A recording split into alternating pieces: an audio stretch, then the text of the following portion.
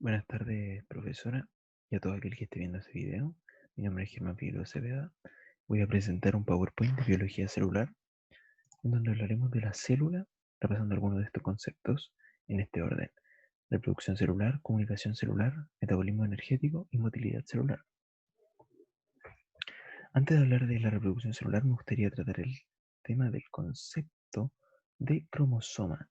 El cromosoma es la fase final de lo que sería el material genético almacenado en el núcleo como cromatina, que al momento de recibir la señal de reproducción, este se va condensando y apretando gracias a la ayuda de la proteína histona, pasando por fibra de cromatina hasta llegar al cromosoma, que es la fase final de condensación y donde se encuentra más apretado y condensado el material genético.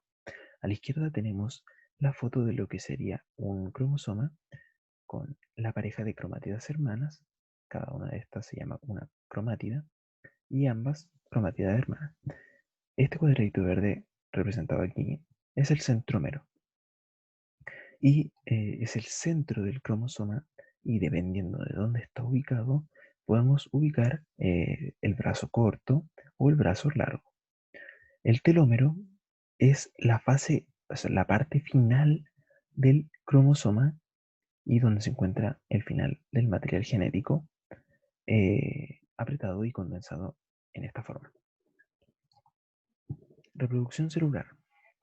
Ahora que ya tenemos con conocimiento el concepto de cromosoma, que va a ser muy importante en el ciclo celular o mitosis, es que esta se divide en dos fases: la interfase con G1, S y G2 en subdivisiones, y la fase mitótica con profase, metafase, anafase, telofase y citoquinesis, la cual explicaremos brevemente en este PowerPoint. La etapa G1 se caracteriza por su incremento de tamaño, que incrementa su actividad metabólica y actúa como primer punto de control antes de su reproducción, considerando tamaño y entorno. Además, es donde algunas células pasan a una fase llamada G0, zona no proliferativa, y donde permanecen células como neuronas o musculares. El apartado primero que tenemos que hacer es que el punto de control regula si es que la célula está apta en tamaño y entorno, además si no está dañada genéticamente, para poder seguir su camino. Y el segundo apartado es que la llamada zona G0 es una zona no proliferativa, es decir, sin reproducción, y donde van células que no tienen reproducción, tales son las neuronas y las células musculares.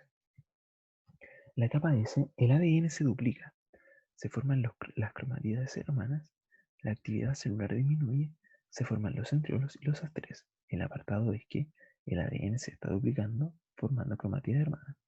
Tal está viendo aquí en este gráfico, el ADN se está duplicando. Y por conocimiento, solo teníamos esta, y al duplicarse tenemos esto, una X. Y los centriolos y asteres están formados por el centrosoma, que se está desconfigurando. La etapa G2, la célula se prepara y se utiliza el segundo punto de control, corrigiendo errores tales como si se han duplicado las cromátidas hermanas, si se ha duplicado el ADN y si que se han formado bien los centriolos y los asteres. Si se han, ante cualquier mutación antes de la mitosis, se produce apoptosis o muerte celular programada o suicidio celular, la cual es muy importante, ya que si una célula dañina sigue su camino, esta puede provocar severas consecuencias al organismo. Sería el ejemplo del cáncer. Una célula cancerígena que se sigue reproduciendo superando la apoptosis, ya sea por el mal funcionamiento de este o simplemente porque se vio superada, produce tumores, cáncer y una posible muerte, o básicamente pasa una mala pasada. Mitosis. En la profase, en el núcleo los cromosomas se siguen condensando, los centrosomas que se estaban desorganizando y formaron los,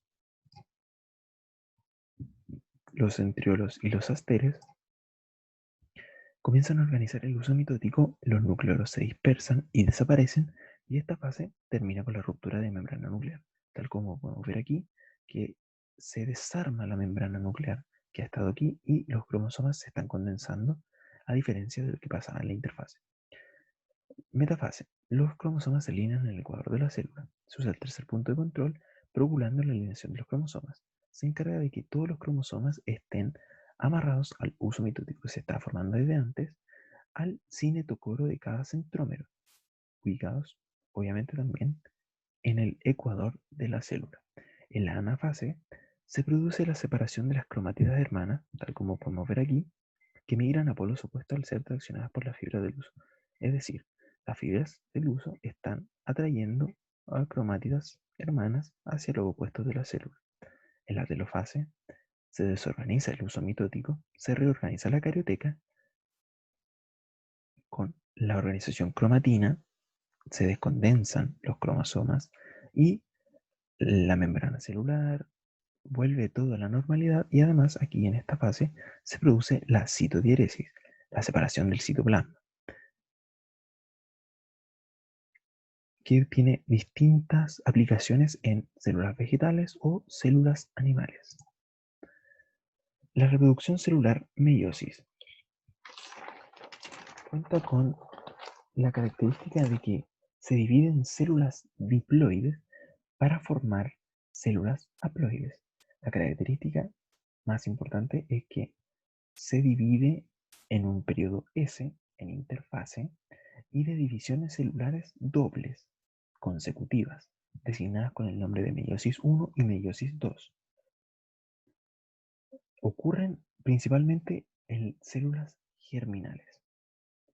La meiosis 1, aquí, primero hay que tener en cuenta que se está duplicando el ADN, por lo tanto, tenemos doble cromatida hermana, cromatida hermana.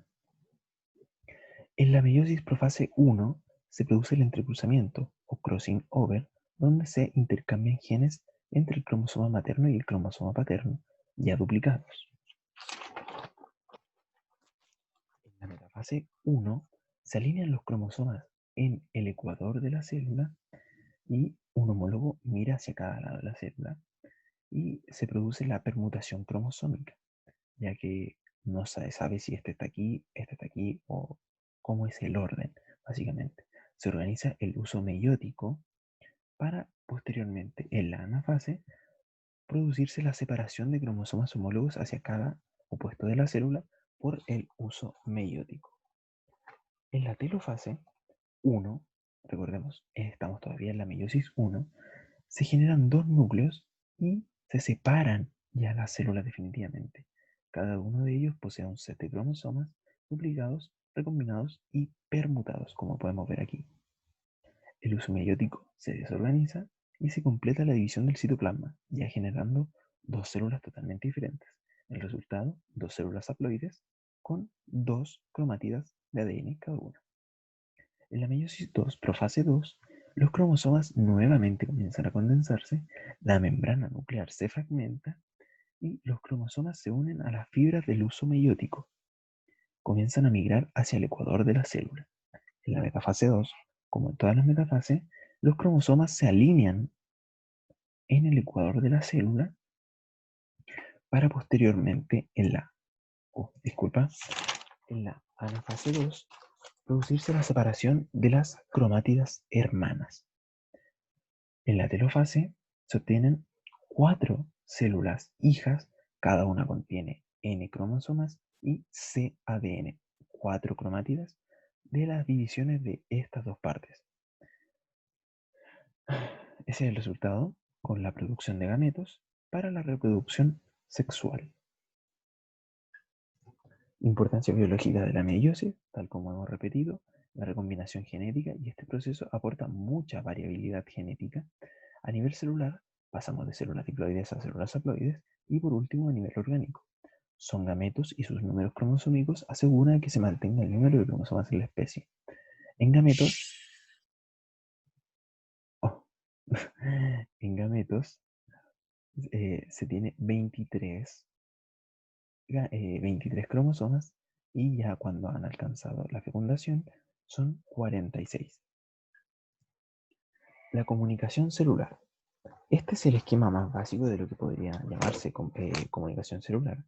Y es que una célula señal manda una molécula de señal hacia un receptor en específico que produce una transducción y una respuesta a esta señal que se ha enviado. Los tipos de mensajero o célula de señal son distintos de origen químico y son producidas para enviar una señal que permite modificar el comportamiento celular. Los tipos pueden ser proteínas, pequeños péptidos, aminoácidos, nucleótidos, esteroides, ácidos grácidos o algunos gases. Los receptores, las células blanco, son proteínas que interactúan directamente con una señal para iniciar una transducción y posteriormente una respuesta.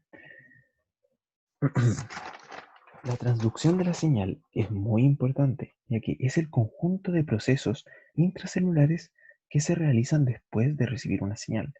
Puede ser procesamiento, amplificación o inhibición y que finalmente genera una respuesta hacia lo que está señalando esta molécula, que puede generar respuestas rápidas, cambios al metabolismo, como reacciones anabólicas o catabólicas, respuestas lentas, modificaciones genéticas, activación de genes, formación de ARN, etc. Las ubicaciones de estos receptores celulares pueden encontrarse entre la membrana celular o en el núcleo, y esto dependerá únicamente de la señal que se está recibiendo. Las hormonas proteicas, debido a su gran tamaño, no pueden ingresar a la célula, por lo que su receptor estará en la membrana exterior. Estos mensajeros se conocen como hidrofílicos. Las hormonas lipídicas o esteroidales pasan por la bicapa lipídica y se pueden llegar a encontrar con su receptor en el medio intracelular, lo que se conoce como mensajero liposolubles. La comunicación autocrina. La célula se autorregula, es decir, la célula funciona como célula secretora y blanco a la vez. Esto va en los tipos de comunicación según la distancia entre la célula señal, la que envía la señal, y la célula blanco, la que la recibe. Tienen los mismos receptores, tienen receptores específicos para la señal que ella misma hace. La comunicación paracrina, la célula secretora, se encuentra muy cerca de la célula blanco. Ejemplos de esto son la sinapsis, el desarrollo embrionario y la unión neuromuscular. Tal como podemos ver aquí, está muy cerca la célula secretora de la célula diana con sus respectivos receptores. La comunicación endocrina. Esta ocurre a larga distancia entre la célula secretora y la célula blanco. Esta señal viaja a través de la sangre. Los ejemplos más claros podrían ser el sistema inmune con la fagocitosis o la secreción de insulina. Tal como podemos ver aquí, viaja por el torrente sanguíneo hasta encontrarse con su célula blanco. Las características de la percepción y transducción de señales. Especificidad. Cada molécula señal existe un receptor que la reconoce exclusivamente a ella para generar un efecto. Este receptor solo recibe señal 1 y solo esa produce un efecto. Amplificación. Una molécula señalizador activa una proteína que a su vez activa muchas proteínas. La enzima 1 activa la enzima 2, 2, 2. La enzima 2 activa la 3, 3, 3, 2, 3, 3, 3, 2, 3, 3, 3. Y al final de una respuesta podemos amplificarla hasta 9 respuestas. Adaptación. Luego de que la señal llega al receptor y se ha generado una respuesta, el receptor genera una retroalimentación que lo remueve de la membrana y dejándolo en estado basal. Llega la señal al receptor, luego de hacer la respuesta, esta hace como que la comunicación nunca hubiese estado y deja al receptor en estado basal. Cesa la comunicación entre la señal y el receptor. La integración, si dos señales tienen efectos opuestos, será la integración o punto medio la respuesta. Es decir, si la señal 1 tiene más, la señal 2 tiene menos, menos, el resultado sería más, menos, menos, un punto medio entre los opuestos. La motilidad celular. Al hablar de motilidad celular, nos estamos refiriendo a la capacidad de movimiento que existe dentro de la célula, moviendo los componentes y organelos independientemente. Esto es gracias al citoesqueleto, compuesto por microtúbulos, filamentos intermedios y microfilamentos. El citoesqueleto, además de dar orden y transportar organelos, otorga forma, resistencia, ayuda al transporte de sustancias y al movimiento de la célula en medio extracelular. La organización, podemos ver aquí microfilamentos, son aquellos que dan soporte a la célula compuesto predominantemente, los microfilamentos, por una proteína contráctil llamada actina. Los microtúbulos, que son estos de acá, intervienen en vesículas de secreción, movimiento de organelos, transporte de sustancias intracelulares y en división celular, ayudando a formar el uso mitótico. Y por último, los filamentos intermedios son aquellos que se encargan de darle esa estructura tridimensional al citoesqueleto y a la estructura interna de la célula. Como podemos ver, esta es la que está dándole la forma. Los filamentos intermedios son estas rayitas de aquí. El metabolismo celular. Podemos definirlo como el conjunto de reacciones bioquímicas y procesos fisioquímicos que ocurren en una célula u organismo, que permiten las diversas actividades de las células crecer, reproducirse, mantener sus estructuras y responder a diferentes estímulos. El catabolismo es un tipo y el anabolismo es otro. Ahora les explicaremos. El catabolismo es un proceso de degradación de nutrientes complejos en sustancias simples para la ganancia de energía. La degradación de la glucosa es un ejemplo. Podemos ver que la molécula compleja pasa a ser una molécula más sencilla y además está acompañada de la ganancia de energía. Eso es el catabolismo. El anabolismo es una función opuesta a esta, ya que utiliza esta energía para recomponer los enlaces químicos y construir componentes de las células, como las proteínas y ácidos nucleicos.